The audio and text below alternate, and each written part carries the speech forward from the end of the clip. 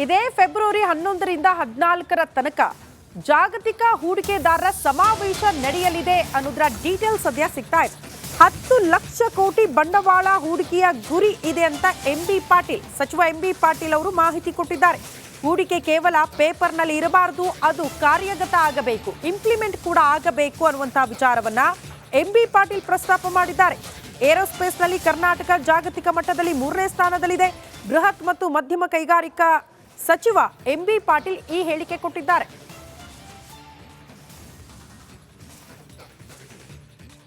ಈ ಹೂಡಿಕೆಗಳು ಏನು 10 ಲಕ್ಷ ಕೋಟಿ ಅಥವಾ ಎಷ್ಟೇ ಜಾಸ್ತಿ ಆಗ್ಬೋದು, ಇನ್ನು ಅದೆಲ್ಲವೂ ಕೂಡ ಕನ್ವರ್ಟ್ ಆಗಬೇಕು, ರಿಯಲೈಸೇಷನ್ ಆಗಬೇಕು. ಅಂದರೆ ಸುಮಾರು 70% ಆದರೂ ರಿಯಲೈಸೇಷನ್ ಆಗಬೇಕು ಅನ್ನೋದು ನಮ್ಮ ಉದ್ದೇಶ. 10 ಲಕ್ಷ ಕೋಟಿ ಆದರೆ 7 ಲಕ್ಷ ಕೋಟಿ ರಿಯಲೈಸೇಷನ್ ಆಗಬೇಕು ಅಂತೇಳಿ. ಅದೇ ರೀತಿ ನಾವು ಅನೇಕ ಕ್ರಮಗಳನ್ನ ತಗೊಂಡು ಇಂಡಸ್ಟ್ರಿಯಲ್ ಪಾಲಿಸಿ, ಹೊಸ ಇಂಡಸ್ಟ್ರಿಯಲ್ ಪಾಲಿಸಿ ಈಗ ನಮ್ಮ ಮುಖ್ಯಮಂತ್ರಿಗಳ ಆಶಯ ಆಗಿತ್ತು. ಅವರು ಅಧಿಕಾರ ಬಂದ ಕೂಡಲೇ ಇಲ್ಲ, ನೀವು ಇಂಡಸ್ಟ್ರಿಯಲ್ ಪಾಲಿಸಿಯನ್ನು ತೊಗೊಂಬನ್ನಿ ಅಂಥೇಳಿ.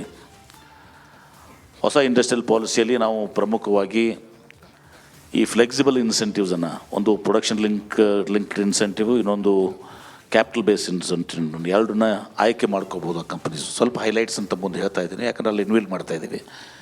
ಎರಡನೇದಿಗೂ ಎಂಪ್ಲಾಯ್ಮೆಂಟಿಗೆ ನಾವು ಉದ್ಯೋಗ ಸೃಷ್ಟಿ ಮಾಡ್ತಾರೆ, ಅದಕ್ಕೆ ನಾವು ಇನ್ಸೆಂಟಿವ್ಸನ್ನು ಕೊಡ್ತಾಯಿದ್ದೀವಿ. ಮತ್ತು ಮಹಿಳೆಯರಿಗೆ ಉದ್ಯೋಗ ಕೊಟ್ಟಾಗ ಅಡಿಷ್ನಲ್ ಅದಕ್ಕೆ ನಾವು ಇನ್ಸೆಂಟಿವನ್ನು ಕೊಡ್ತಾ ಇದ್ದೀವಿ. ಅಂದರೆ ಮಹಿಳೆಯರಿಗೆ ಇನ್ನೂ ಹೆಚ್ಚಿನ ಇನ್ಸೆಂಟಿವ್ಸನ್ನು ಮಹಿಳೆಯರ ಉದ್ಯೋಗಕ್ಕೆ ಪಡ್ಕೊಂಡ್ಬಿಟ್ರೆ. ಅದ್ರ ಜೊತೆಗೆ ತಮ್ಗೆ ಗೊತ್ತಿದೆ, ವಿಶೇಷವಾಗಿ Karnataka, Bengaluru global fortune 500 companies ಏನಿದ್ದಾವೆ, ಅಂದರೆ ಜಗತ್ತಿನಲ್ಲಿರುವಂಥ 500 ಅತಿ ಶ್ರೇಷ್ಠ ಕಂಪನಿಗಳು, ಫಾರ್ಚೂನ್ 500 ಕಂಪನೀಸ್ ಅಂತೀವಿ ನಾವು ಅದಕ್ಕೆ.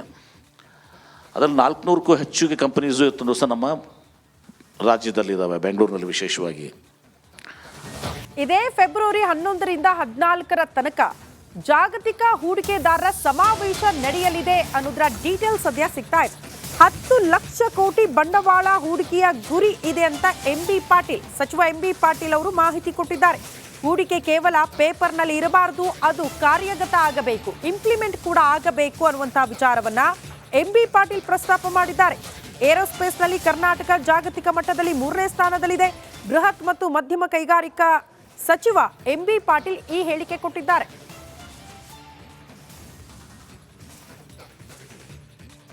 ಈ ಹೂಡಿಕೆಗಳು ಏನು 10 ಲಕ್ಷ ಕೋಟಿ ಅಥವಾ ಎಷ್ಟೇ ಜಾಸ್ತಿ ಆಗ್ಬೋದು, ಇನ್ನು ಅದೆಲ್ಲವೂ ಕೂಡ ಕನ್ವರ್ಟ್ ಆಗಬೇಕು, ರಿಯಲೈಸೇಷನ್ ಆಗಬೇಕು. ಅಂದರೆ ಸುಮಾರು 70% ಆದರೂ ರಿಯಲೈಸೇಷನ್ ಆಗಬೇಕು ಅನ್ನೋದು ನಮ್ಮ ಉದ್ದೇಶ. 10 ಲಕ್ಷ ಕೋಟಿ ಆದರೆ 7 ಲಕ್ಷ ಕೋಟಿ ರಿಯಲೈಸೇಷನ್ ಆಗಬೇಕು ಅಂತೇಳಿ.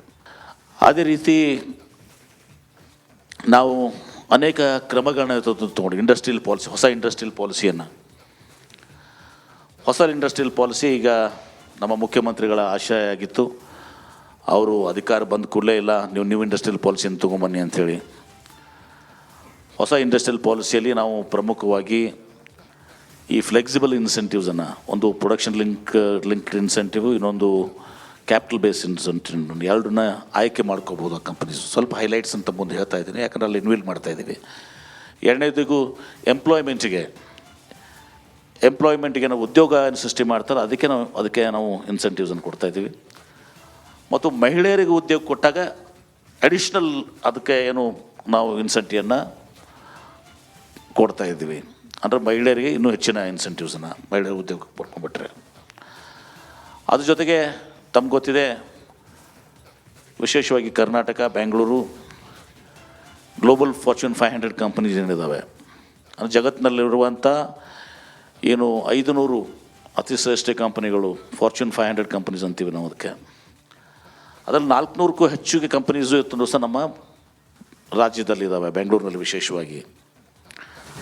ಇದೇ ಫೆಬ್ರವರಿ 11ರಿಂದ 14ರ ತನಕ ಜಾಗತಿಕ ಹೂಡಿಕೆದಾರರ ಸಮಾವೇಶ ನಡೆಯಲಿದೆ ಅನ್ನೋದರ ಡೀಟೇಲ್ಸ್ ಸದ್ಯ ಸಿಗ್ತಾ ಇದೆ. 10 ಲಕ್ಷ ಕೋಟಿ ಬಂಡವಾಳ ಹೂಡಿಕೆಯ ಗುರಿ ಇದೆ ಅಂತ ಸಚಿವ ಎಂ.ಬಿ. ಪಾಟೀಲ್ ಅವರು ಮಾಹಿತಿ ಕೊಟ್ಟಿದ್ದಾರೆ. ಹೂಡಿಕೆ ಕೇವಲ ಪೇಪರ್ನಲ್ಲಿ ಇರಬಾರದು, ಅದು ಕಾರ್ಯಗತ ಆಗಬೇಕು, ಇಂಪ್ಲಿಮೆಂಟ್ ಕೂಡ ಆಗಬೇಕು ಅನ್ನುವಂತಹ ವಿಚಾರವನ್ನ ಎಂ.ಬಿ. ಪಾಟೀಲ್ ಪ್ರಸ್ತಾಪ ಮಾಡಿದ್ದಾರೆ. ಏರೋಸ್ಪೇಸ್ನಲ್ಲಿ ಕರ್ನಾಟಕ ಜಾಗತಿಕ ಮಟ್ಟದಲ್ಲಿ 3ನೇ ಸ್ಥಾನದಲ್ಲಿದೆ. ಬೃಹತ್ ಮತ್ತು ಮಧ್ಯಮ ಕೈಗಾರಿಕಾ ಸಚಿವ ಎಂಬಿ ಪಾಟೀಲ್ ಈ ಹೇಳಿಕೆ ಕೊಟ್ಟಿದ್ದಾರೆ.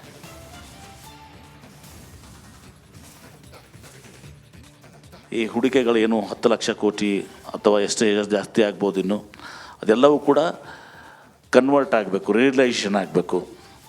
ಅಂದರೆ ಸುಮಾರು 70% ಆದರೂ ರಿಯಲೈಸೇಷನ್ ಆಗಬೇಕು ಅನ್ನೋದು ನಮ್ಮ ಉದ್ದೇಶ. 10 ಲಕ್ಷ ಕೋಟಿ ಆದರೆ 7 ಲಕ್ಷ ಕೋಟಿ ರಿಯಲೈಸೇಷನ್ ಆಗಬೇಕು ಅಂತೇಳಿ. ಅದೇ ರೀತಿ ನಾವು ಅನೇಕ ಕ್ರಮಗಳನ್ನ ತಗೊಂಡು ಇಂಡಸ್ಟ್ರಿಯಲ್ ಪಾಲಿಸಿ, ಹೊಸ ಇಂಡಸ್ಟ್ರಿಯಲ್ ಪಾಲಿಸಿ ಈಗ ನಮ್ಮ ಮುಖ್ಯಮಂತ್ರಿಗಳ ಆಶಯ ಆಗಿತ್ತು. ಅವರು ಅಧಿಕಾರ ಬಂದ ಕೂಡಲೇ ಇಲ್ಲ ನೀವು ಇಂಡಸ್ಟ್ರಿಯಲ್ ಪಾಲಿಸಿಯನ್ನು ತೊಗೊಂಬನ್ನಿ ಅಂಥೇಳಿ. ಹೊಸ ಇಂಡಸ್ಟ್ರಿಯಲ್ ಪಾಲಿಸಿಯಲ್ಲಿ ನಾವು ಪ್ರಮುಖವಾಗಿ ಈ ಫ್ಲೆಕ್ಸಿಬಲ್ ಇನ್ಸೆಂಟಿವ್ಸನ್ನು, ಒಂದು ಪ್ರೊಡಕ್ಷನ್ ಲಿಂಕ್ಡ್ ಇನ್ಸೆಂಟಿವ್, ಇನ್ನೊಂದು ಕ್ಯಾಪಿಟಲ್ ಬೇಸ್ ಇನ್ಸೆಂಟಿವ್, ಎರಡನ್ನ ಆಯ್ಕೆ ಮಾಡ್ಕೋಬೋದು ಆ ಕಂಪನೀಸ್. ಸ್ವಲ್ಪ ಹೈಲೈಟ್ಸ್ ಅಂತ ಮುಂದೆ ಹೇಳ್ತಾ ಇದ್ದೀನಿ, ಯಾಕಂದ್ರೆ ಅಲ್ಲಿ ಇನ್ವೆಲ್ ಮಾಡ್ತಾ ಇದ್ದೀವಿ. ಎರಡನೇದಿಗೂ ಎಂಪ್ಲಾಯ್ಮೆಂಟಿಗೆ ನಾವು ಉದ್ಯೋಗ ಸೃಷ್ಟಿ ಮಾಡ್ತಾರೆ, ಅದಕ್ಕೆ ನಾವು ಇನ್ಸೆಂಟಿವ್ಸನ್ನು ಕೊಡ್ತಾಯಿದ್ದೀವಿ.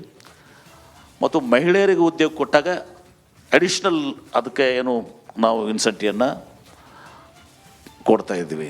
ಅಂದರೆ ಮಹಿಳೆಯರಿಗೆ ಇನ್ನೂ ಹೆಚ್ಚಿನ ಇನ್ಸೆಂಟಿವ್ಸನ್ನು ಮಹಿಳೆಯರ ಉದ್ಯೋಗಕ್ಕೆ ಪಡ್ಕೊಂಡ್ಬಿಟ್ರೆ. ಅದ್ರ ಜೊತೆಗೆ ತಮ್ಗೆ ಗೊತ್ತಿದೆ, ವಿಶೇಷವಾಗಿ Karnataka, Bengaluru global fortune 500 companies ಏನಿದ್ದಾವೆ, ಅಂದರೆ ಜಗತ್ತಿನಲ್ಲಿರುವಂಥ 500 ಅತಿ ಶ್ರೇಷ್ಠ ಕಂಪನಿಗಳು, ಫಾರ್ಚೂನ್ 500 ಕಂಪನೀಸ್ ಅಂತೀವಿ ನಾವು ಅದಕ್ಕೆ. ಅದರಲ್ಲಿ 400ಕ್ಕೂ ಹೆಚ್ಚಿಗೆ ಕಂಪನೀಸು ಇವತ್ತು ಸಹ ನಮ್ಮ ರಾಜ್ಯದಲ್ಲಿದ್ದಾವೆ, ಬೆಂಗಳೂರಿನಲ್ಲಿ ವಿಶೇಷವಾಗಿ. ಇದೇ ಫೆಬ್ರವರಿ 11ರಿಂದ 14 ತನಕ ಜಾಗತಿಕ ಹೂಡಿಕೆದಾರರ ಸಮಾವೇಶ ನಡೆಯಲಿದೆ ಅನ್ನೋದರ ಡೀಟೇಲ್ಸ್ ಸದ್ಯ ಸಿಗ್ತಾ ಇದೆ. 10 ಲಕ್ಷ ಕೋಟಿ ಬಂಡವಾಳ ಹೂಡಿಕೆಯ ಗುರಿ ಇದೆ ಅಂತ ಸಚಿವ ಎಂಬಿ ಪಾಟೀಲ್ ಅವರು ಮಾಹಿತಿ ಕೊಟ್ಟಿದ್ದಾರೆ. ಹೂಡಿಕೆ ಕೇವಲ ಪೇಪರ್ನಲ್ಲಿ ಇರಬಾರದು, ಅದು ಕಾರ್ಯಗತ ಆಗಬೇಕು, ಇಂಪ್ಲಿಮೆಂಟ್ ಕೂಡ ಆಗಬೇಕು ಅನ್ನುವಂತಹ ವಿಚಾರವನ್ನ ಎಂಬಿ ಪಾಟೀಲ್ ಪ್ರಸ್ತಾಪ ಮಾಡಿದ್ದಾರೆ. ಏರೋಸ್ಪೇಸ್ನಲ್ಲಿ ಕರ್ನಾಟಕ ಜಾಗತಿಕ ಮಟ್ಟದಲ್ಲಿ 3ನೇ ಸ್ಥಾನದಲ್ಲಿದೆ. ಬೃಹತ್ ಮತ್ತು ಮಧ್ಯಮ ಕೈಗಾರಿಕಾ ಸಚಿವ ಎಂಬಿ ಪಾಟೀಲ್ ಈ ಹೇಳಿಕೆ ಕೊಟ್ಟಿದ್ದಾರೆ.